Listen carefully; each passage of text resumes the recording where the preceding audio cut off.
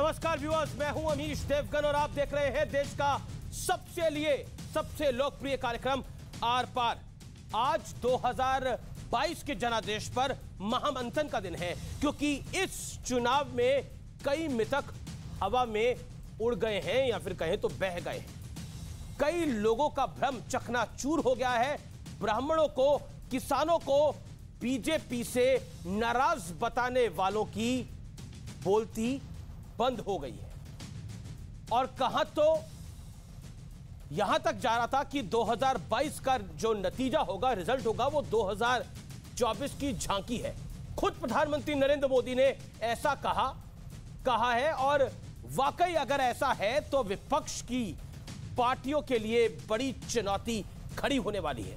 उत्तर प्रदेश में बीजेपी को प्रचंड बहुमत, उत्तराखंड में मोदी लहर और गोवा और मणिपुर में बीजेपी की वापसी।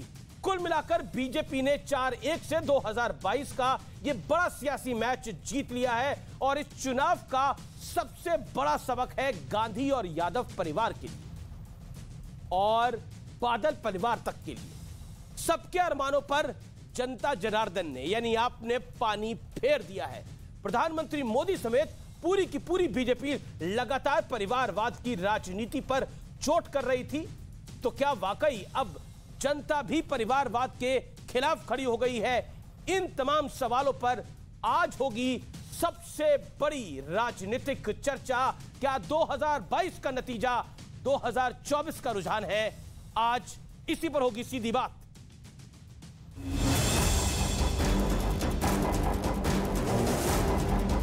जो राम को लाए हैं हम उनको लाएंगे, दुनिया में फिर से हम, यूपी में फिर से हम भगवा लहराएंगे। प्रियंका डुबली, माया डुबली, अब की डुबी जयंत। अरे बाबा के बुलडोजर चली जब सीएम बनी है मोहन।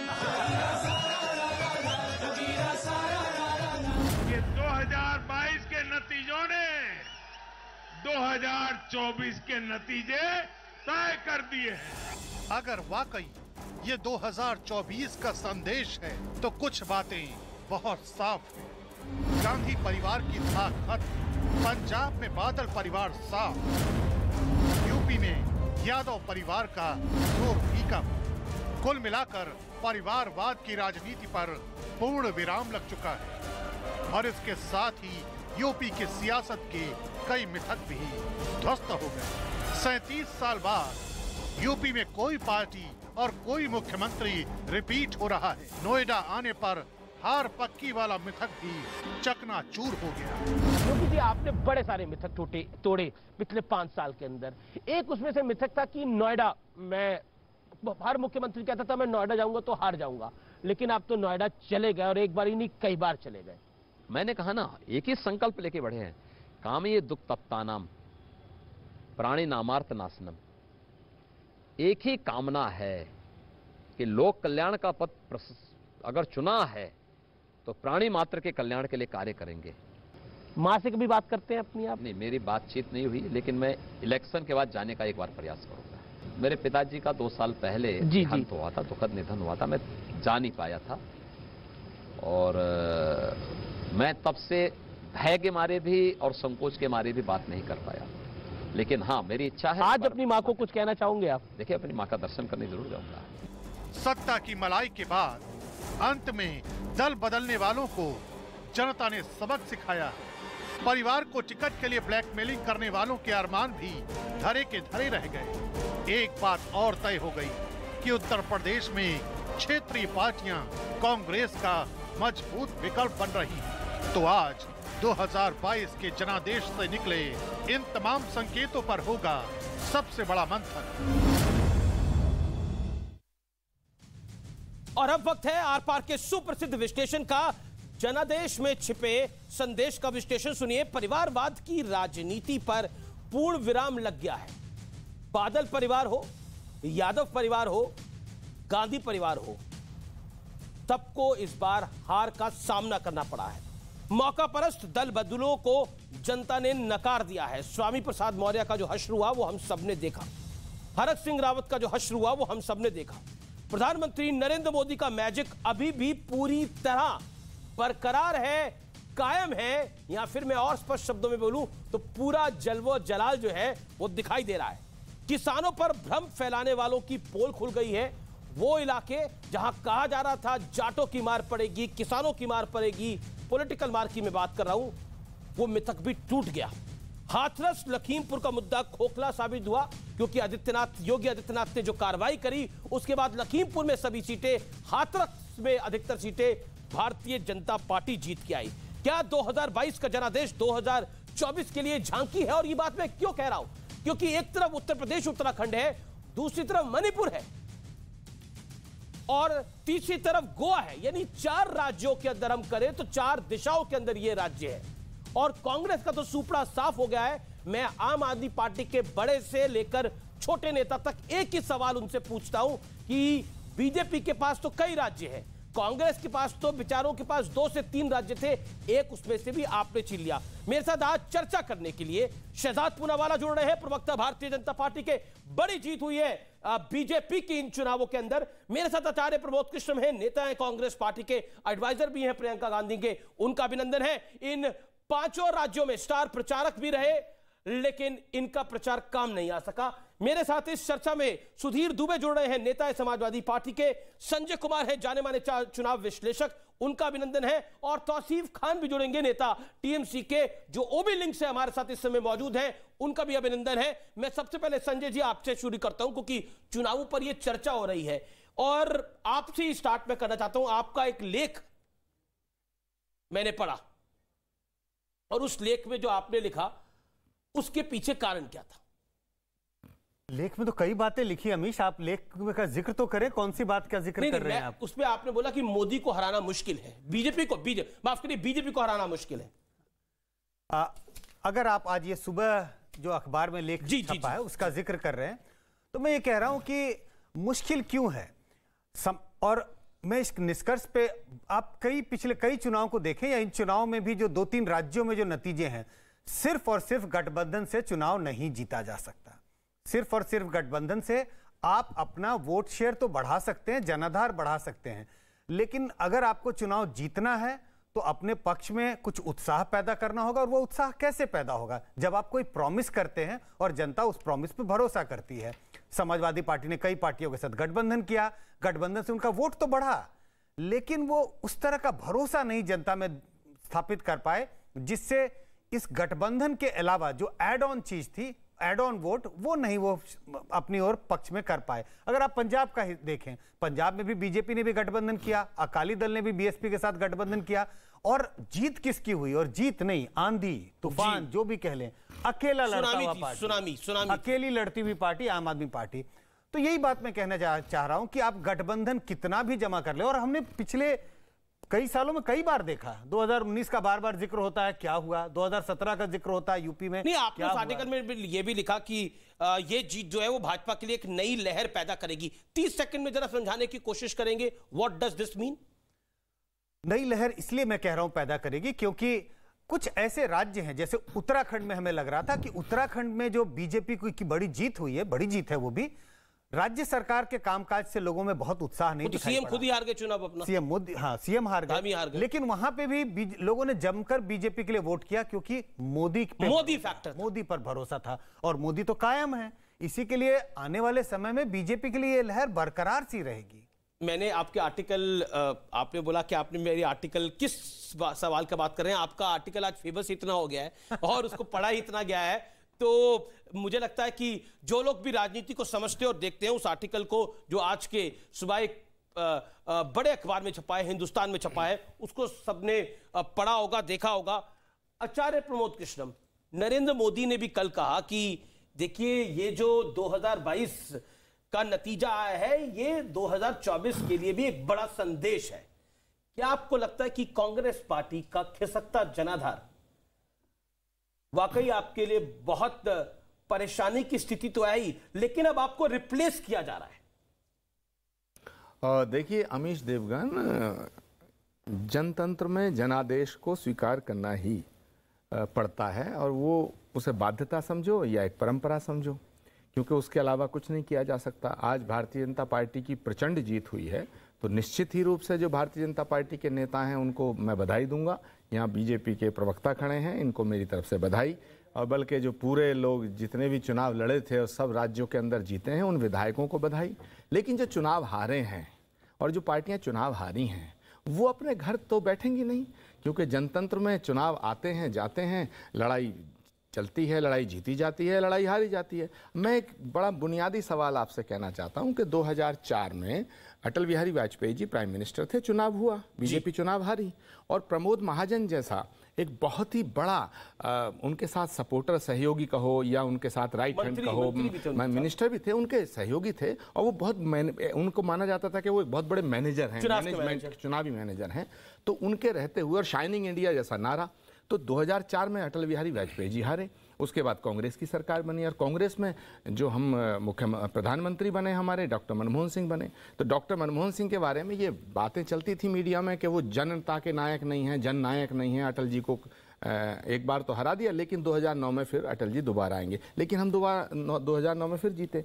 तो 2009 से लेकर 2014 तक, और ये जो 2004 से 2009 तक लगभग 10 साल कांग्रेस की हुकूमत रही, कांग्रेस लेड हुकूमत रही, तो बीजेपी तो कहीं नहीं थी। तो 10 साल में बीजेपी हारने के बाद, बीजेपी धरातल पर रहने के बाद, और 2014 में प्रचंड बहुमत से आ सकती है, तो 2024 में कांग्रेस क्यों नहीं आ सकती है? पर कोई आपने आज लेख अगर पढ़ा होगा संजय जी का, तो उसमें लिखा हुआ है कि कुल मिलाकर, मैं सिर्फ संजय जी के लेख की नहीं बात कर रहा, कुल मिलाकर कांग्रेस की स्थिति ही इतनी खराब हो गई है जो नतीजों में दिखाई दे रहा है। पंजाब के अंदर आपका खिसकता हुआ जनाधार, गोवा के अंदर आप सरकार नहीं वापस बना पाए, 15 साल अब हो जाएंगे बीजेपी की सरकार को, ये 5 साल की टर्म और अब ले लें। दूसरी तरफ उत्तराखंड में जहां आप जीत सकते थे वहां पर भी आप नहीं जीते, वहां बीजेपी के लिए जबरदस्त स्टेट लीडरशिप के खिलाफ शायद विरोध होगा, लेकिन उसके बाद मोदी फैक्टर ने वहां पर जितवा दिया। आपके नेता वहां हिंदुत्व की बात कर रहे थे, राहुल गांधी की मैं बात कर रहा हूं, वो हिंदुत्व को गाली उधर दे रहे थे। पॉइंट ये है, शहजाद पूनावाला ये कह रहे हैं इनको भरोसा है कि चाहे हम 2022 हार गए हैं लेकिन 24 में वापस आ जाएंगे जैसे 2004 में आए थे। देखिए, एक तो मैं ये मानता हूं कि भारतीय जनता पार्टी के लिए हर चुनाव फाइनल होता है, इसीलिए आपने देखा होगा कि आज इतनी बड़ी जीत होने के बावजूद भी हम अगले चुनाव के लिए और जन सेवा के लिए सड़कों पर ऑलरेडी पहुंच चुके हैं, चाहे वो गुजरात हो चाहे वो अन्य राज्य हो। मैं आपको समअप करके बताता हूं कि दरअसल क्या हुआ है इन 5 राज्यों में और 4 राज्यों में, खासकर जहां पर हमारी सरकार जीती है। जी, विकासवाद की जीत हुई है, परिवारवाद और जातिवाद की हार हुई है, जो जातियों में उत्तर प्रदेश को लोगों को बांटना चाहते थे। दूसरी बात, विरासत और व्यवस्था पर जो काम करते हैं, ये एक प्रो इनकम्बेंसी वोट था। देखिए, 5 राज्यों का आकलन करें तो पंजाब में एंटी इनकम्बेंसी वोट आया, परंतु 4 राज्यों में जहां पर ये संस्कृति रही है, 37 साल तक कोई मुख्यमंत्री नहीं आता चुनकर, कहीं पर तो एक राज्य के एक शासन के बाद दूसरा शासन आ जाता है। गोवा में 10 वर्ष हमारी सरकार, मणिपुर जैसे राज्य में 5 वर्ष सरकार, उसके बावजूद भी विकास और विरासत पर काम किया, व्यवस्था पर काम किया, इसलिए प्रो इनकम्बेंसी वोट आया। तीसरा है NM factor. NM factor Narendra Modi factor तो है ही, परंतु एनएम फैक्टर का मतलब यह भी है निरंतर मेहनत। निरंतर मेहनत आज भी आप देख रहे होंगे, गुजरात में भी निरंतर मेहनत चल रही है, और सामने था एवाई फैक्टर, सामने एवाई फैक्टर। एवाई फैक्टर है अंतरराष्ट्रीय यात्रा फैक्टर, मतलब हम निरंतर मेहनत करते हैं, वो अंतरराष्ट्रीय यात्रा पर निकल जाते हैं। और last factor RSS factor. RSS factor का भी विश्लेषण सुनिए। वैसे आरएसएस सुनकर यहां पर कुछ लोग घबरा जाएंगे। ये आरएसएस का मतलब है कि राष्ट्र की सुरक्षा, राष्ट्र के लिए शासन देना और सामाजिक जल कल्याण योजना जो है, ये आरएसएस फैक्टर। और इनका है एसपी फैक्टर, मतलब सपरिवार फैक्टर। केवल सपरिवार घूमना है, हम सामाजिक जन कल्याणकारी योजना करते हैं, ये सपरिवार घूमते नहीं। इसमें कोई दो राय नहीं कि नरेंद्र मोदी का एक बड़ा फैक्टर है। मोदी जिस चुनाव में जाते हैं वो गेम चेंज हो जाती है, इसमें कोई भी दो राय नहीं है। तुष्टीकरण की राजनीति खत्म करी नरेंद्र मोदी ने, जाति धर्म की राजनीति से ऊपर वोट पड़ा। लगातार चुनावों के अंदर राष्ट्रवाद को मुख्य धारा में लेकर आया गया, देश हित को की सोच को सर्वोपरि करा गया। वो एक बड़े कारण रहे जिसकी वजह से मोदी को द गेम चेंजर भी कहा जाता है। अगर हम 5 बड़े फैक्टर्स की बात करें तो इस चुनाव के अंदर वो उस 5 बड़े फैक्टर में यह भी रहा, हिंदुत्व को जो कांग्रेस ने लाइन से गाली दी, उसकी वजह से भी आपकी उत्तराखंड में और उत्तर प्रदेश में इस कदर हार हुई है कि प्रियंका गांधी वाड्रा जैसा ब्रांड, जिसको ब्रांड माना जा रहा था, लेकिन हालत बहुत खराब हो गई वहां पर। देखिए, अमीश देवगन आप पिछली बारी से भी खराब प्रदर्शन कर रहे हैं, 2.5% वोट शेयर है आपका। आपके प्रदेश अध्यक्ष अजय कुमार लल्लू की हालत खराब हुई है, वो अपना चुनाव हार गए हैं।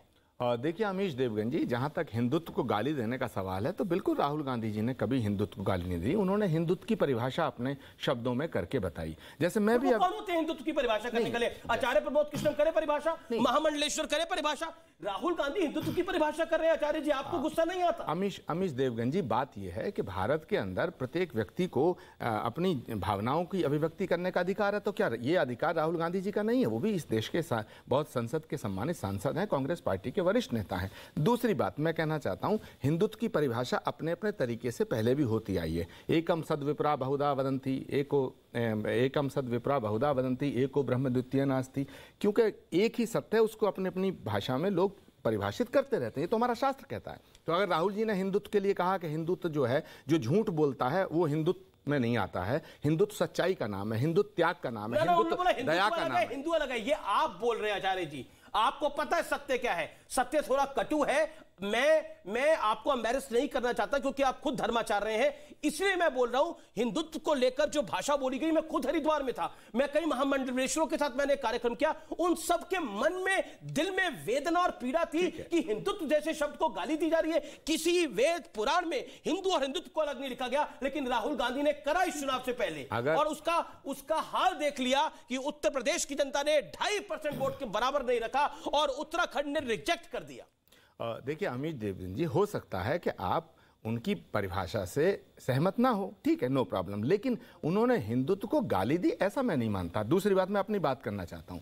अभी आपने कहा कि भाई सब जगह परिवारवाद, और ये मैं एक बात कहना चाहता हूं कि इस देश की आज़ादी से लेकर के आज तक नेहरू गांधी परिवार का बहुत बड़ा बलिदान है इस देश के लिए। आज़ादी में भी बलिदान है। क्या पंडित नेहरू ने आनंद भवन देश की आज़ादी के लिए कुर्बान नहीं किया लड़ाई लड़ने के लिए? क्या महात्मा गांधी की शहादत नहीं हुई? क्या इंदिरा गांधी की शहादत नहीं हुई? क्या राजीव गांधी की शहादत नहीं हुई? क्या हमारे कांग्रेस के वरिष्ठ नेताओं की शहादत नहीं हुई? क्या आतंकवाद को खत्म करने में वहाँ के जो चीफ मिनिस्टर थे बेअंत सिंह की शहादत नहीं हुई? आपको क्यों लगता है कि चुनाव क्यों हारी कांग्रेस पार्टी? आपके 5 कारण क्या? अब ये 3 कारण। हाँ ठीक है अमीश जी, ये बात बिल्कुल आप ठीक कह रहे हैं। चुनाव हारने के कई कारण होते हैं, चुनाव जीतने के भी कई कारण होते हैं, लेकिन जो मुख्य कारण हमको नजर आता है, पहली बात तो यह है कि जब चुनाव शुरू हुआ उत्तर प्रदेश में, तो मीडिया ने और बीजेपी ने एक ऐसा परसेप्शन और ऐसा एक नैरेटिव सेट किया कि लड़ाई बीजेपी और समाजवादी पार्टी में है। जब ये बात खुल गई, चुनाव से पहले ओपन हो गई कि लड़ाई, फाइट जो है समाजवादी पार्टी, ग्राउंड पे यही दिख रहा था। नहीं, ग्राउंड पे तो प्रियंका गांधी दिख रही थी, दूसरी कोई पार्टी नहीं दिख रही थी 2 साल से। ग्राउंड पे तो देखिए हाथरस कांड हुआ, प्रियंका गांधी आई। उन्नाव, हाँ ठीक है, उन्नाव हुआ, प्रियंका गांधी आई। आगरे में वाल्मीकि बच्चे की हत्या हुई थाने के अंदर, तो प्रियंका गांधी गई। किसानों के मूवमेंट में तो कांग्रेस और प्रियंका गांधी रही। लेकिन अब लखीमपुर हुआ, प्रियंका गांधी रही। जेल में प्रियंका गांधी गई, हिरासत में प्रियंका गांधी ली गई। लेकिन सवाल है कि अगर प्रदेश की जनता ने ये मान लिया कि प्रियंका गांधी लड़ तो रही हैं, लेकिन चुनाव समाजवादी पार्टी और भाजपा में है, तो भारतीय जनता पार्टी के जितना विरोधी सेक्टर था वो सब समाजवादी पार्टी को मिला। इससे उन्हें फायदा हुआ।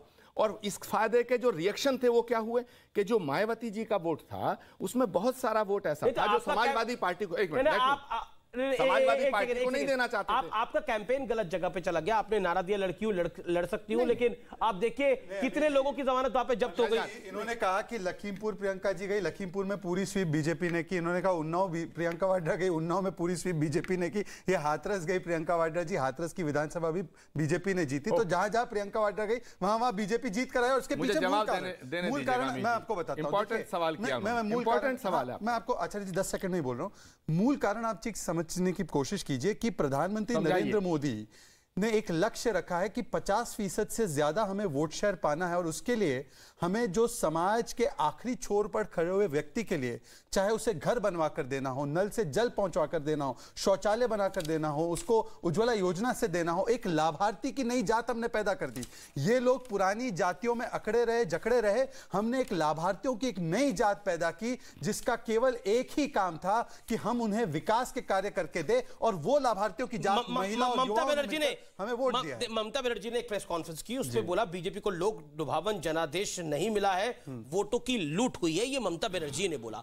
दूसरी तरफ कहा गया कि आपने 80 बनाम 20 कर दिया था, इस वजह से ये चुनाव आप जीत गए। ये इस आरोप का आप क्या जवाब देना चाहते हैं, क्योंकि अब नतीजे आ चुके हैं। मैं आपको बताता हूं, मेरा खुद का वोट दादरी में है, मैंने वहां पर वोट दिया, तो एक बुरखे में खड़ी हुई सुल्ताना थी जिसने मुझे बताया कि वो भी बीजेपी को वोट दे रही है। तो मैंने सुल्ताना जी से पूछा कि आप क्यों दे रही है बीजेपी को वोट, तो उन्होंने बोला कि मेरा घर जो आवास योजना के तहत मोदी जी ने बनाया और मेरे घर में शौचालय योगी जी ने बनाया, तो मुझे बता दीजिए कि क्या ये 80 में मानेंगे इनको या 20 में मानेंगे, या आप इसको हिंदुत्व का वोट कहेंगे या इसको पोलराइज वोट कहेंगे। देखिए अलग अलग लोग अलग अलग परिभाषा करेंगे इसका। आचार्य जी, ये क्यों कांग्रेस, राशिद अल्वी कांग्रेस के नेता थे हमारे साथ, उन्होंने बोला ये हिंदुत्व की इन्होंने ब्रांडिंग करी और 80 बनाम 20 करा, उस कारण बीजेपी को उत्तराखंड से लेकर उत्तर प्रदेश में फायदा हुआ। मान लिया चलिए उत्तराखंड और उत्तर प्रदेश में 80-20 का फायदा हो गया, मणिपुर में क्या हो गया, गोवा में क्या हो गया, कुछ तो करा होगा। ठीक है अमीश देवगन जी, एक तो शहजाद पूनावाला जी की बात का मैं जवाब देना चाहता हूं। सिर्फ उत्तर प्रदेश तक चर्चा सीमित नहीं है। शहजाद पूनावाला ने गिराया कि प्रियंका गांधी लखीमपुर गई, हाथरस गई और उन्नाव गई और आगरा गई, सब जगह बीजेपी जीती। मैं एक बात कहना चाहता हूं बड़ी जिम्मेदारी के साथ कि 39% to 41%, संजय जी भी इस बात को मेरी जवाब देंगे कि 41% वोट पड़ा बीजेपी को और बीजेपी जीत गई। जनतंत्र का नियम है, ये संविधान की व्यवस्था है। तो 41% अगर किसी को वोट मिल जाए या 41% लोग अगर किसी के साथ खड़े हो जाएं तो इसका मतलब सत्य परिवर्तित हो जाएगा क्या? अगर 41% लोग ये कह दें या 45% लोग ये कह दें कि सूरज पूरब से नहीं निकलता, तो क्या सत्य बदल जाएगा? तो अब आप जनता के विवेक पे सवाल उठा रहे हैं, मतलब कि नेता में कोई खोट मैं बात को पूरा कर रहा हूं। नेतृत्व में कोई खोट नहीं, जनता में खोट। सुनिए, जहां जहां जुल्म हुआ प्रियंका गांधी गई। क्या लखीमपुर खीरी में लोगों को नहीं मारा गया कार से कुचल के? क्या हाथरस का कांड नहीं हुआ? क्या उन्नाव का कांड नहीं हुआ? क्या आगरे का कांड नहीं हुआ? क्या किसान 700 लोग नहीं मरे? हुआ। इसका मतलब यह है आपके नेता की कोई विश्वसनीयता नहीं है, इसीलिए आपने बातें जो उठाई उसके लिए भी लोगों ने कहा कि मोदी जी ही है जो अगर कोई बेरोजगारी है भी तो उसको दूर करने के लिए मोदी जी और योगी जी काम करेंगे। ठीक है, यही तो मैं जवाब देने दीजिए। आपके नेताओं की विश्वसनीयता खत्म हो चुकी है, इसलिए तो आपके मुख्यमंत्री हारे। आप बोलने नहीं, दोनों सीट पैदा हो गई ना, अब चुनाव हो चुका, आप जीत चुके हैं। आपको पंजाब में दोनों मुख्यमंत्री हारे आपके। अरे भाई, आप उत्तराखंड में हार मुख्यमंत्री, इसका क्या मतलब? देखिए मैं आपसे वही कह रहा हूं कि देखिए पहले ताउम्र आचार्य जी यही गलती करते हैं। अरे भाई धूल चेहरे पर थी, हो गया। आचार्य जी जो है कांग्रेस का आईना साफ करते रहे। मेरी बात को होने दो पूरी। मैं ये कहना चाहता हूं कि 41% वोट बीजेपी को मिला और जनतंत्र की व्यवस्था के आधार पर सरकार बन गई। लेकिन क्या 59% जो उनके खिलाफ पड़ा तो क्या उनको नजरअंदाज किया जाएगा? अमीश देवगन जी, चुनाव आते रहेंगे, जाते रहेंगे। मैं आज बात कर रहा हूं आपसे, और ये याद रखना 2024 गांधी का है। ये 59% का नेतृत्व आप कर रहे हो। ममता बनर्जी को तो लग नहीं रहा कि आप नेतृत्व करने के लायक हैं। यही शरद पवार भी इस बात को कह रहे हैं, मैं इस पॉइंट पे आऊंगा, लेकिन तौसीफ खान मेरे साथ जुड़ रहे हैं। लेकिन ममता बनर्जी ने बोला है कि वोट की चोरी हुई है। तौसीफ खान, 5 राज्यों में जो मैंडेट आया उसमें 4 राज्यों में वोट की चोरी हुई और केजरीवाल जी बिना वोट की चोरी के जीत गए। How you can digest it? देखिए, be logical in your points ना। आप भी बहुत अच्छे से जानते हैं कि उत्तर प्रदेश जो है बाकी राज्यों की तरह से अलग है। उत्तर प्रदेश देश का सबसे बड़ा राज्य है। यहाँ पे ईवीएम को संभाल कर रखना, फोर्सेस सही तादाद में देना, इसको लेकर प्रश्न मार्क है। डीएम को ईवीएम बदलने के लिए हटा दिया गया है। तो ये सारे सवाल है। वोटिंग में गिनती उसी ईवीएम मशीन की होनी चाहिए जिसमें जनता ने जाकर के वोट दिया है। इस बात को इंश्योर करने के लिए कि उसी ईवीएम में जनता ने वोट दिया। यही वजह है कि ममता बनर्जी ने बोला है कि अखिलेश, अरे मतलब इसलिए ममता बनर्जी ने कहा है कि अखिलेश यादव जी को चाहिए कि वो सारे ईवीएम के फॉरेंसिक जांच की मांग करे। अच्छा, अगर ईवीएम की फॉरेंसिक जांच की मांग करने में ये इसमें बुराई क्या है? अच्छा, आप देखिए कि वोट के दौरान में 2 मई को एक सेकंड चॉइस जो है फॉरेंसिक जांच की मांग की मैं बात बताता हूं। के बाद जो रिजल्ट आया है, आप रिजल्ट को देखिए कि वोट शेयर अखिलेश यादव का 54-57 से उठ करके कितने ऊपर चला गया। हाँ, बहुत ऊपर चला गया, सीटें भी बढ़ गई। सीट में थी वो कितनी बिल्कुल इसी ईवीएम से नतीजा आए हैं और बीजेपी की सीट भी घट गई। नहीं, एक सेकंड देखिए, ईवीएम में यही तो सवाल है कि ईवीएम की सुरक्षा को लेकर के सवाल खड़ा किया गया। बनर्जी कह रही है। एक सेकंड, इस बात से इनकार नहीं कर सकते। देखिए, आप लगातार बोलेंगे तो बात भी नहीं पूरी हो पाएगी। आपने बोला कि फोरेंसिक जांच करा लेनी चाहिए ईवीएम की, यह बात तो अखिलेश यादव भी नहीं कह रहे, लेकिन आपने बोला कि देखिए उत्तर प्रदेश देश का बड़ा राज्य है, इसलिए देश से अलग है। देश के दिल की धड़कन है उत्तर प्रदेश, इस देश के अधिकतर प्रधानमंत्री उत्तर प्रदेश ने दिए हैं। अब आप कहानी पूरी सुनिए। देखिए बीते एक साल के अंदर 2 जीतें होती हैं। पहली जीत होती है ममता बनर्जी की 2 मई को 2021 के अंदर, जो कि जीतती है चुनाव। बीजेपी भी बहुत अच्छा प्रदर्शन करती है, 3 से 77 पे आती है, लेकिन ममता बनर्जी अपनी सरकार बनाती है। वहां वोट की चोरी नहीं होती, वहां ईवीएम जो 2 दिन पहले तक गलत काम कर रहे थे, लेकिन जीत के बाद वो गलत काम नहीं करते। ऑन रिकॉर्ड टीएमसी के नेताओं का बयान है कि ईवीएम में गड़बड़ हो रही है हमें हराने के लिए, लेकिन जिस दिन नतीजा आ जाता है ईवीएम की कहानी सब भूल जाते हैं। लेकिन 2 मई को इस देश के अंदर एक और नंगा नाच हुआ था जी। इस देश के अंदर एक प्रदेश के अंदर ऐसी घटना घटी थी जो हम सबको, इस देश के लोकतंत्र को शर्मसार कर देती है, जहां पर एक पार्टी चुनाव जीतती है और दूसरी पार्टी की औरतों के साथ जो जघन्य घटनाएं होती हैं वो किसी को बताने वाले नहीं है। घरों में लूटपाट होती है, उसकी लाइव शॉट हमने देखे हैं। 3 दिन तक जो खेल खेला जाता है उसको सबने रिकॉर्ड किया है सर। लेकिन जीत तो कल भी हुई। 5 राज्यों के अंदर सरकारें बनी नहीं, 5 राज्यों के अंदर जीत हुई। आम आदमी पार्टी पंजाब में जीती, उत्तर प्रदेश, उत्तराखंड, गोवा, मणिपुर में बीजेपी जीती। कहीं आपने यह हश्र देखा विपक्षियों के साथ, विरोधियों के साथ? देखिए जो आप प्रैक्टिस करते हैं वो आपके दिल में होता है। कई लोग महादेव का नाम लेते हैं तो उनके दिल में शंकर होते हैं, कई लोगों के मन के भावना ही कुछ और होती है, तो वो क्या कहेंगे? इसलिए आप कह रहे हैं कि वोट की चोरी हो रही है, फोरेंसिक जांच करा देनी चाहिए। Let's be logical. आप बोलिए कि भाई बीजेपी ने को पॉपुलर मैंडेट मिला, पॉपुलर मैंडेट आपको भी मिला, आपकी सरकार बनी, पॉपुलर मैंडेट बीजेपी को भी मिला। अच्छा हो गया तौसीफ जी, अब आपका हो गया। आपने तुलना किया बंगाल से उत्तर प्रदेश का, बंगाल के इलेक्शन से उत्तर प्रदेश का।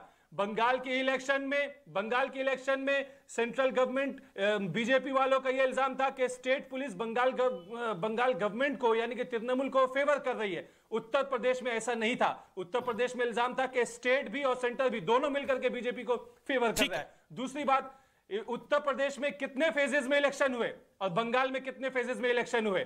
बंगाल का जितना साइज है, बंगाल से जितने एमपी पार्लियामेंट जाते हैं और उत्तर प्रदेश से जितने एमपी पार्लियामेंट को जाते हैं, आप उसको गिन लीजिए। ठीक है, उसके कंपैरिजन में कितने फेजेस में इलेक्शन होने चाहिए था उत्तर प्रदेश का?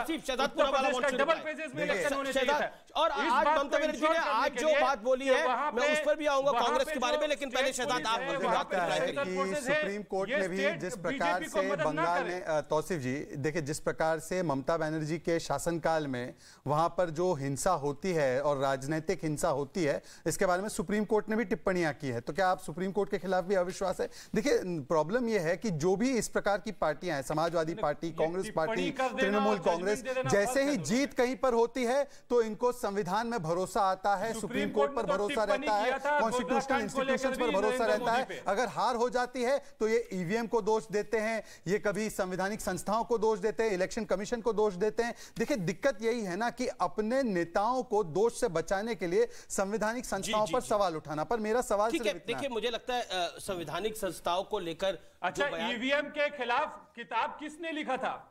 सर उसके बाद सुप्रीम कोर्ट ने फैसला भी सुनाया था, उसमें वीवीपैट भी जुड़ गए हैं। अगर आप आज भी, तो मुझे बताइए आपको ईवीएम पर भरोसा नहीं है तो चलिए बंगाल के ईवीएम की भी फॉरेंसिक जांच की मांग कर दीजिए। आप बंगाल में भी फॉरेंसिक जांच की मांग कर दीजिए, आप दिल्ली में भी कर दीजिए, आप पंजाब में भी कर दीजिए। ईवीएम पर डिस्कशन नहीं हो सकता है, वेस्ट ऑफ टाइम। देखिए ईवीएम पर डिस्कशन जो है वेस्ट ऑफ टाइम है, आप भी जानते हैं। लेकिन मैं एक महत्वपूर्ण बात पे आता हूं। ममता जी ने कई बातें बोली, उसमें बोला कांग्रेस पर निर्भर होने से कुछ नहीं होगा।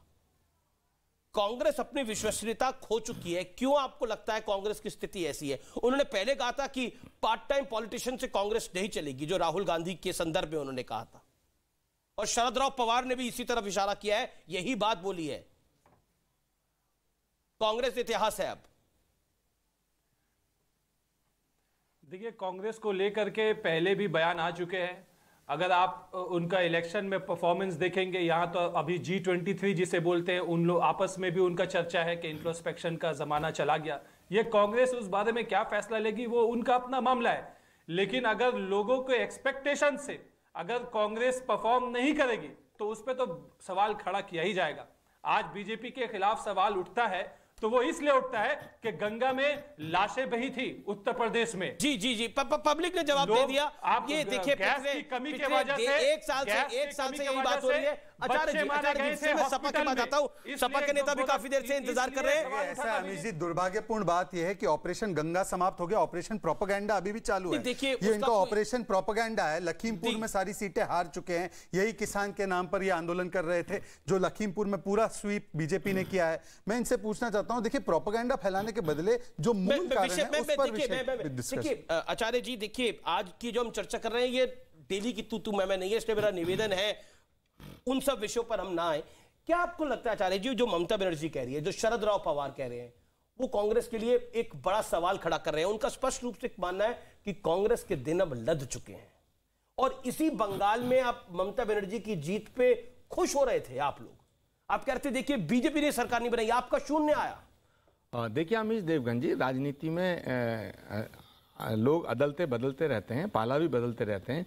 ममता बनर्जी की जो पार्टी है वो भी कांग्रेस, ममता बनर्जी भी कांग्रेस पार्टी की एक अहम सदस्य थी। बहुत दिनों तक उनके छात्र जीवन से लेकर वो कांग्रेस में रहीं। उसके बाद वो अलग पार्टी बनाकर शरद पवार जी ने भी अलग पार्टी बनाई। ऐसे ही बहुत सी पार्टियां हैं जो कांग्रेस से निकली हैं और रीजनल पार्टीज को कांग्रेस पार्टी ने हमेशा मदद की है, चाहे वो समाजवादी पार्टी रही हो, चाहे वो लालू जी की पार्टी रही हो, चाहे वो ममता जी की पार्टी रही। ठीक है, हम कांग्रेस पार्टी ने सबकी मदद की है। लेकिन विडंबना ये है कि बीजेपी से लड़ने से ज्यादा ये रीजनल पार्टियां सबसे पहले कांग्रेस को खत्म करना चाहती हैं। ठीक है, उनका अपनी पार्टी की लाइन हो सकती है। मैं दो बातें कह के अपनी बात को पूरा करूंगा। अब रीजनल पार्टी कौन सी कांग्रेस को खत्म करना चाहेगी? उत्तर प्रदेश में कांग्रेस का जनाधार नहीं है, बिहार में कांग्रेस का जनाधार नहीं है, बंगाल के अंदर आप ममता बनर्जी की जीत पे खुश हो रहे थे। अब सुनिए, अब पूरी कहानी सुनिए। महाराष्ट्र के अंदर आपको शरद राव पवार ने बोला कि आप शिवसेना के साथ चले जाइए, वहां चले गए। दिल्ली में आपने अरविंद केजरीवाल को आप ही ने खड़ा करा सरकार बनवाकर। तो कांग्रेस का जनाधार की स्थिति का आप देखिए ना, वो क्या रहा है? अमीश देवगन जी, पंजाब में आम आदमी पार्टी का जनाधार था क्या? और जब लेफ्ट का कब्जा था वेस्ट बंगाल में तो क्या टीएमसी का जनाधार था क्या? जनतंत्र में सारी शक्तियां जनता में निहित होती हैं। जनता जिसे चाहती है सिंहासन पर बैठा देती है और जनता जिसे चाहती है सिंहासन से उतार देती है। आप बताइए ना, यूपी के अंदर कांग्रेस कब से नहीं आई? आप बताइए। 30 साल से ज्यादा हो गए? 32 साल हो गए। बिहार के अंदर कितने साल हो गए? अच्छा सुनिए, बंगाल के अंदर कितने साल हो गए? गुजरात के अंदर कितने साल हो गए? सुनिए ना, 32 साल से उत्तर प्रदेश में कांग्रेस नहीं है, लेकिन 2009 के अंदर यही उत्तर प्रदेश था। 22 सांसद दिए कांग्रेस ने। और सुनिए, आज भी हम बहुजन समाज पार्टी एक सीट पे जीती है, हम तो उससे डबल पार्टी हैं, हम तो 2 हैं। तो अगर आप ये कहो कि एक मिनट, अगर मायावती जी के लिए आप ये कहो, सुनिए, ये कहो कि मायावती जी की 1 सीट है, कांग्रेस की तो उससे डबल है। सुनिए, तो क्या मायावती जी का एक मिनट जनाधार को कम आंका जा सकता? देखिए, चुनाव जीतना अलग बात है, चुनाव का गणित है, ज्यादा वोट मिलेंगे तो ज्यादा वोट मिलेंगे तो जीत जाएगा। लेकिन चुनाव जीतने का मतलब ये नहीं कि सच झूठ हो जाए और झूठ सच हो जाए। आचार्य जी, ऑन अ लाइटर नोट, देखिए राहुल गांधी जी थोड़े चिल्ड आउट हैं, आइसक्रीम वगैरह भी खा रहे हैं। नहीं, आप कहना क्या चाहते हैं? ठंडा हम लोग चुनाव हार गए, हम उस हार को स्वीकार करते हैं। अब हम इस देश में रहे या ना रहे? बिल्कुल, कांग्रेस पार्टी कांग्रेस पार्टी राजनीति छोड़ दे क्या? आपने बोला, एक सेकंड, आपने बोला आपने बोला अमीश जी, नहीं, मैं आपसे पूछना चाहता हूं, आपने सुनिए पहले मायावती से बेहतर प्रदर्शन किया। अमीश जी, शहजाद जी, एक सेकंड, मैं बड़ी इंपॉर्टेंट बात करना। आपने एक नैरेटिव बनाया मीडिया ने और बीजेपी से मिलकर बनाया कि साहब लड़ाई समाजवादी पार्टी और भाजपा की, ये नैरेटिव आपने बनाया। अब आपने नैरेटिव बना दिया, फिर कहते हो साहब कांग्रेस और बसपा ये पार्टी चुनाव से बाहर हो गए। अरे लड़ाई में जब आप घोषणा कर रहे हैं कि 2 पहलवान लड़ रहे हैं, एक चीज देखिए, तो होगा। एक चीज देखिए, नहीं अमीश जी, इन्होंने जब हमारे साथ पंजाब में हमने नैरेटिव बनाया, पंजाब में क्यों ग्राउंड था कि बीजेपी कंपटीशन में नहीं थी, तो बताया गया कि कंपटीशन में बीजेपी नहीं है। जो नहीं होगा मुकाबले में उसको बताना पड़ेगा वो मुकाबले में नहीं है। मीडिया को गाली देंगे, G23 को गाली देंगे, अपने नेताओं को भी गाली देंगे, उसके बाद आपको लगता है कि सिचुएशन ठीक हो जाएगी? आपको लगता नहीं है कि अभी आपने एक बहुत बड़ा पॉइंट बोला आपने। देखिए हमने मायावती से बेहतर प्रदर्शन किया। मायावती की 1 है, आपकी 2 सीटें हैं। मायावती का वोट परसेंटेज आपसे ज्यादा है, and you also know the truth, आपको सच्चाई पता है। अब आप बोलेंगे देखिए मायावती तो अपने एक विधायक को स्कूटी पे लेके आ सकती हैं, कांग्रेस को तो 3 व्हीलर चाहिए होगा। मुझे आप बताइए, जीत का आकलन क्या है? वोट परसेंटेज है या सीट है? सीट के हिसाब से मैंने कहा कि कांग्रेस पर अभी हमारी दोषी बनाई है। फिर संजय कुमार एक संजय जी को केवल एक सेकंड हमारा बड़ा उपलब्धि है। आचार्य जी ने अभी 5 मिनट पहले जब हमारा आकलन करना था तो कहा कि 41% वोट मिला, तो क्या हुआ? 59% वोट आपके खिलाफ है। खुद का आकलन करना है तो सीट के हिसाब से, हमारा आकलन करना है तो वोट के हिसाब से। दोनों बातें रखी ये दोनों तरीके से नहीं होना चाहिए। और चलिए सीट के हिसाब से आचार्य जी एक तो तारीफ करनी पड़ेगी आचार्य जी की कि आज जब कोई कांग्रेस का नेता इसको फेस नहीं करना चाहता, उसको वो बोल्डली फेस कर रहे हैं इस सिचुएशन को। एक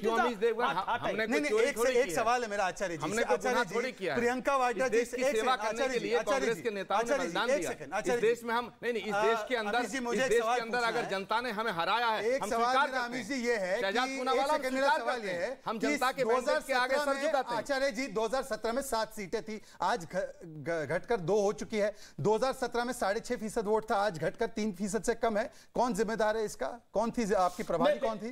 क्या शहजाद प्रभारी कौन थी? शहजाद आप देखिए यही दिक्कत है, सीट और वोट शेयर दोनों के आधार पर।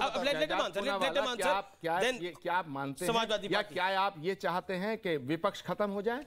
क्या आप चाहते हैं? मैं तो चाहता हूं आपको प्रभारी बनाया जाए उत्तर प्रदेश का। केवल प्रियंका वाड्रा है, यही तो परिवारवाद है, यही जातिवाद है। एक पार्टी जातियों की बात करती है, एक परिवार की बात करती है। ठीक है, जातियों का बंधन तोड़ दिया बीजेपी ने और कहीं मिथक तोड़े योगी आदित्यनाथ ने भी। अगर मैं योगी आदित्यनाथ की आज रिकॉर्ड बुक खोलता हूं तो first CM to retain power in 27 years, third CM to complete 5-year term tenure, first CM to complete a tenure within a second term, fifth CM with a consecutive term, first CM to return to power, BJP CM to return to power, और पहले CM जिसने नोएडा का jinx भी तोड़ दिया। इसीलिए महंत योगी आदित्यनाथ की यह बड़ी जीत है। मैं बार बार कह रहा हूं यह योगी आदित्यनाथ की बड़ी जीत है, क्योंकि कोई मुख्यमंत्री नोएडा नहीं आता था और इसलिए नोएडा नहीं आता था कि मैं मुख्यमंत्री नहीं बनूंगा। लेकिन योगी आदित्यनाथ से यह मैंने सवाल पूछा कि आपने तोड़ा, उसने बोला मैं नोएडा की जनता को मेरा कुर्सी पे बना रहा हूं,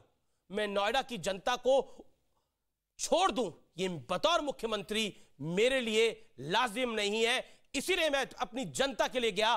कोविड के समय जाना जरूरी है था और मैं गया और मैं बार बार गया और ये सवाल का जवाब दिया। मैं इसको आपके सवाल का जवाब बताऊंगा। उनके पिता का निधन हो गया योगी आदित्यनाथ के, लेकिन कोविड की फर्स्ट वेव के बीच में वो नहीं गए क्योंकि जनता जनार्दन के पास वो जा रहे थे। उन्होंने बोला इसलिए मैं अपनी मां के पास नहीं जा पा रहा, क्योंकि मैं अपने पिता की अंत्येष्टि पे भी नहीं जा पाया। मेरा परिवार, मेरी मां, मेरी बहन उत्तर प्रदेश की जनता है। मैं रुख करता हूं आपका। दूसरी तरफ समाजवादी पार्टी है, जहां परिवारवाद की बेला है। अखिलेश जी हैं, वो मुलायम सिंह यादव जी के सपुत्र हैं। उसके बाद राम गोपाल यादव हैं, धर्मेंद्र यादव हैं, अक्षय यादव हैं, डिंपल यादव हैं, और कोई मैं मिस कर रहा हूं तो आप बता दीजिए। राम गोपाल यादव भी है। जी जी बताइए सर। आपका सवाल नहीं समझ। सवाल यही है मेरा कि आपको लगता है कि एक तरफ महंत थे जो कि बिना किसी दुर्भावना के सिर्फ शासन कर रहे थे पब्लिक के लिए, दूसरी तरफ परिवारवाद की बेला थी एक, क्योंकि पंजाब में भी बादल परिवार पूरा का पूरा चुनाव हार गया है। अमीश जी, सबसे पहले तो मैं आपके सवाल पे आऊंगा, लेकिन आपने मुझे लगभग 39 मिनट बाद बोलने का अवसर दिया है। माफी चाहता हूं उसके लिए। तो मैं सबसे पहले एक बात ये कहना चाहता हूं कि उत्तर प्रदेश के जो चुनाव अभी हुए हैं उसमें एक तरफ समाजवादी पार्टी थी जो भ्रष्टाचार, बेरोजगारी, महंगाई, किसानों की दुर्दशा, ऐसे मुद्दों को लेकर के चुनाव में गई, और दूसरी तरफ भारतीय जनता पार्टी थी जो बिल्कुल मुद्दा विहीन थी। उनके पास कोई मुद्दे नहीं थे, केवल हिंदू मुसलमान जातियों में विभाजित करने वाली बात और बुलडोजर को आगे लेकर के चल रहे थे। तो मैं जनादेश का सम्मान करता हूं और नतमस्तक हूं। पहली बात मुझे मौका, प्रदेश के लोग सांप्रदायिक, मुझे उत्तर प्रदेश की जनता। शहजाद भाई जब आप बोल रहे थे मैं आपके बीच में नहीं बोला। मैं आपकी बात का भी जवाब दूंगा। उत्तर प्रदेश के लोग सांप्रदायिक, मैं आपकी बात का भी जवाब दूंगा, लेकिन अमीश भाई की बात का जवाब पहले उस बात पे प्लीज बोलिए आप। देखिए, ये एक मीडिया के द्वारा और भारतीय जनता पार्टी के द्वारा ये परसेप्शन क्रिएट किया जाता है कि समाजवादी पार्टी परिवारवादी पार्टी है, जबकि आप देखेंगे परिवारवाद की सबसे ज्यादा पोषक अगर कोई पार्टी है तो वो भारतीय जनता पार्टी है। अच्छा। जिसका उदाहरण आप देख सकते हैं, राजनाथ सिंह जी के बेटे पंकज सिंह है, और ऐसे तमाम कांग्रेस पार्टी से भी ऐसे नेता आए हैं जो परिवारवाद के पोषक थे। चाहे ज्योतिरादित्य सिंधिया की बात कर लें और चाहे जितिन प्रसाद की बात कर लें, तो अब आप परिवारवाद भूल जाते हैं। ये हम पे ब्लेम, मेरी बात पूरी, प्लीज मेरी बात पूरी होनी चाहिए। आप ही बोलेंगे। इन्होंने हम पे ब्लेम लगाया, कांग्रेस हम पे ब्लेम लगा रही है कि अब मीडिया ने पूरी मीडिया ने बीजेपी वर्सेस सपा कर दिया, हमें लड़ाई में नहीं दिखाया। अगर हम लड़ाई में होते तो आज नतीजा कुछ और होता। देखिए, कांग्रेस के प्रवक्ता हैं, वो अपनी बात कह रहे हैं, लेकिन मैं केवल इतना कहना चाहता हूं कि उत्तर प्रदेश के जो अभी चुनाव गए उसमें कांग्रेस पार्टी कहीं लड़ाई में थी भी नहीं। और प्रियंका गांधी जी की जहां तक बात है, उन्होंने मेहनत की और उन्होंने अपना संगठन खड़ा किया, लेकिन उनको कहां कमी रह गई, क्या रह गई, ये तो कांग्रेस के प्रवक्ता बताएंगे। मैं अपनी बात पे कांग्रेस क्यों नहीं थी लड़ाई में आपके अकॉर्डिंग? मैं केवल इतनी बात कहना चाहता हूं कि समाजवादी पार्टी हमेशा जनता के मुद्दों को लेकर के चुनाव में उतरी है। समाजवादी पार्टी परिवारवाद की पोषक नहीं है। हाँ, अगर कोई परिवार का व्यक्ति अगर चुनाव लड़के आ रहा है तो ऐसा हर पार्टी में है, लेकिन यह मीडिया के द्वारा बनाया जाता है। दूसरी बात यह है कि जो चुनाव की सबसे बड़ी बात है कि लैपटॉप के आगे बुलडोजर जीत गया। जहां एक तरफ हम लैपटॉप की बात करते हैं, वहां बाबा जी बुलडोजर की बात करते हैं।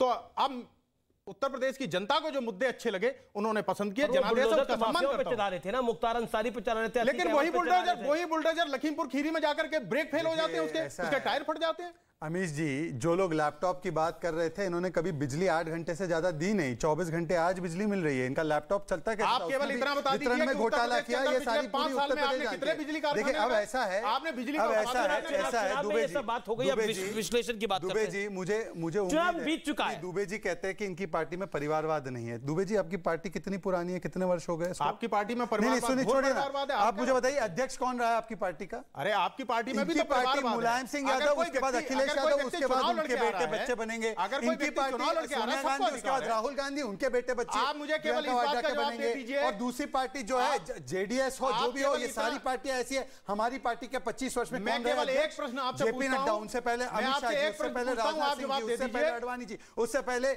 अटल बिहारी वाजपेयी जी, उससे पहले बाकी के नेता रहे। एक भी नेता ऐसा नहीं है, ना किसी का बेटा, ना कोई किसी का भाई, ना किसी का भतीजा। भ्रष्टाचार फर्क है। आपने आज तक सार्वजनिक मंच से किसी भी व्यक्ति को कहा है कि मैं आपको पार्टी में शामिल नहीं करूंगा? ये जिगरा तो माननीय अखिलेश यादव जी में, उन्होंने मंच से कहा। देखिए, तो जो कानून व्यवस्था और फिर एक सेकंड, अंसारी के परिवार को लड़वा दिया। आपने किसी नेता को कहा कि मैं नहीं, चुनाव की बेला जा चुकी है, खत्म हो चुके हैं, नतीजे आ चुके हैं। जिगरा जिसमें जितना था, केवल इतना जवाब दे दीजिए कि आपने किसी नेता को कहा हो कि आप हम आपको पार्टी में आपको निर्विरोध 3-4 मिनट बोलने का मौका मिला और आप अच्छा भी बोल रहे हैं। एक मतलब आप कह रहे हैं कि जिसमें जितना जिगरा था, देखिए जनता ने अपना जिगरा जो दिखाना था वो दिखा दिया है। अब किसी ने बुलडोजर चलाया, किसी ने क्या मुद्दा उठाया, वो आपकी राय के अंदर बीजेपी जीतने का बड़ा कारण क्या है और आपके हारने का बड़ा कारण क्या है? क्योंकि विश्लेषण कर रहे हैं हम, तो आपको जहां तक हारने की बात है, जनता ने एक मैंडेट दिया है, उसको सर झुका के स्वीकार करना। मैं बिल्कुल स्वीकार करता हूं, जनादेश है, कर भी रहे, लेकिन मैं ये कह रहा हूं कि जहां तक हारने का सवाल है तो समाजवादी पार्टी हारी नहीं है। हमारा वोट परसेंटेज भी बढ़ा है, हमारी सीटें भी बढ़ी हैं। हारी तो भारतीय जनता पार्टी है और हारे तो नेता हैं। 50 से ज्यादा सीटें कम हो गई। ये जीत मान रहे हैं उत्तर प्रदेश के अंदर मुख्यमंत्री हार गए और उत्तराखंड के अंदर इनके मुख्यमंत्री हार गए, इनकी पार्टी भी हार गई, इनके नेता भी हार गए। आप इसको जीत मान रहे हैं? ये जनता का जनादेश है। उन्होंने बता दिया कि भारतीय जनता पार्टी, आप इसको जीत मान रहे हैं? भारतीय जनता पार्टी डाउन जा रही है, समाजवादी पार्टी। दुबे जी, ये बड़ा इंटरेस्टिंग है। आप इसको एक सेकंड, आप इसको जीत मान रहे हैं? आप कह रहे हैं जीती है ना समाजवादी पार्टी? देखिए, ये जनता का जनादेश है, बिल्कुल जनादेश है। आप स्वीकार है, बीजेपी हारी है, जनादेश में कहीं ना कहीं एक संदेश भी छिपा हुआ है। अखिलेश जी की पार्टी जीत गई है, शहजादपुर वाला की पार्टी हार गई है, अखिलेश जी की पार्टी जीत गई है। जनादेश में आप यही कह रहे हैं ना?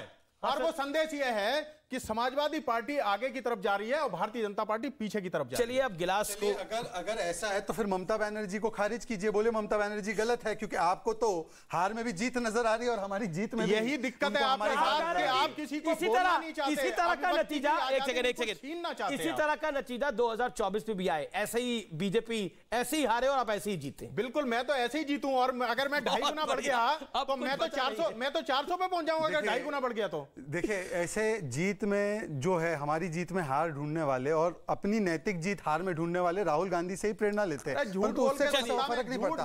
परंतु मेरा सवाल इनसे केवल इतना है कि देखिए, मेरा सवाल एक सवाल का जवाब नहीं, इन्होंने कहा कि ये वोट जिस प्रकार से दिया गया तो हिंदू मुस्लिम किया गया, तो मैं इनसे पूछना चाहता हूं, क्या उत्तर प्रदेश की जनता सांप्रदायिक है? ये समाजवादी पार्टी इतनी बड़ी तोहमत लगा रही है 25 करोड़ की जनता पर, ये अपमान करना है। ठीक है, क्या ये बात जो कल प्रधानमंत्री मोदी ने भी बोली संजय जी, और आज के विश्लेषण में भी हम कई जगह पढ़ रहे हैं, क्या आपको लगता है कि ये 2024 का एक सेमीफाइनल था जिसको बीजेपी ने 4-1 से जीत लिया है और इसके 2024 के लिए मायने हैं? देखिए सेमीफाइनल तो नहीं है, क्योंकि सेमीफाइनल तो इसके बाद कई और चुनाव होने हैं। जी। अगले साल कम से कम कई राज्यों के चुनाव हैं, और वैसे मध्य प्रदेश, राजस्थान, छत्तीसगढ़, बहुत सारे राज्य हैं। इसके पहले गुजरात भी होना है, हिमाचल भी होना है। तो सेमीफाइनल तो मैं नहीं मानता, और मैं बार बार इस बात का जिक्र करता हूं कि अगर किसी भी मैच में जो टीम सेमीफाइनल जीतती है, तो क्या गारंटी होती है कि वो टीम फाइनल जीत जाएगी? ऐसा तो होता नहीं है। उसकी प्रोबेबिलिटी हो जाती है, वो फाइनल में खेलता है।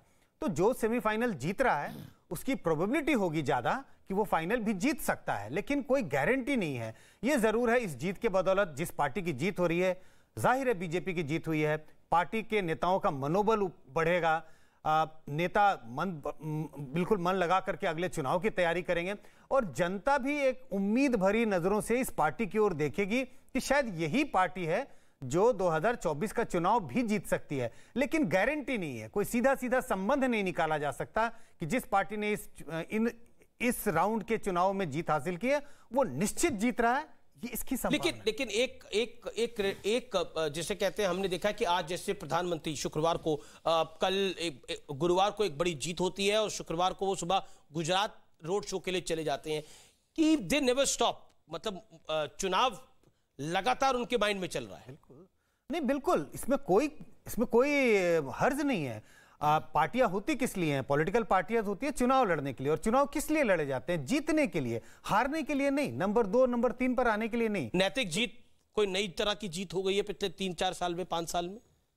नई तरह की जीत बिल्कुल देखने को मिल रही है। देखिए जिस पार्टी की जीत होती है वो कितना जबरदस्त जीत। नहीं, मेरा सवाल यह है कि नैतिक जीत, मतलब जिससे कहा जाता है कि अभी जैसे बोला जा रहा है कि बीजेपी हार गई है, असल में जीती समाजवादी पार्टी है, तो इस तरह की कोई नया फॉर्मूला आ गया है इस देश? नहीं, मैं इस तरह के विश्लेषण को तो मैं नहीं समझ पा रहा हूं कि अगर हम दूसरे नंबर पे हैं तो हम कैसे कहें कि हम जीते हैं। ये जरूर है, उन्होंने इस बात का संकेत किया कि समाजवादी पार्टी आगे बढ़ती हुई दिख रही है और बीजेपी पीछे खिसकती हुई दिख रही है। लेकिन ये रेस बड़ा लंबा है, 5 साल बाद रेस होगा, तब तक किसकी टांग में मोच आ जाएगा, कौन किसकी टांग, किसका घुटना खराब हो सकता है, कौन जानता, वो पता नहीं। 270 का मैंडेट पाना उत्तर प्रदेश जैसे प्रदेश में, या फिर वापस रिपीट होना उत्तराखंड के अंदर जहां पे 45 से ज्यादा सीटें पाना, वो बहुत बड़ा है। आप तमाम लोगों का बहुत बहुत शुक्रिया इस विश्लेषण में हमारे साथ जुड़ने के लिए, अपनी बात को रखने के लिए। फिलहाल इस खास कार्यक्रम में इतना ही। नमस्कार, शुभ रात्रि।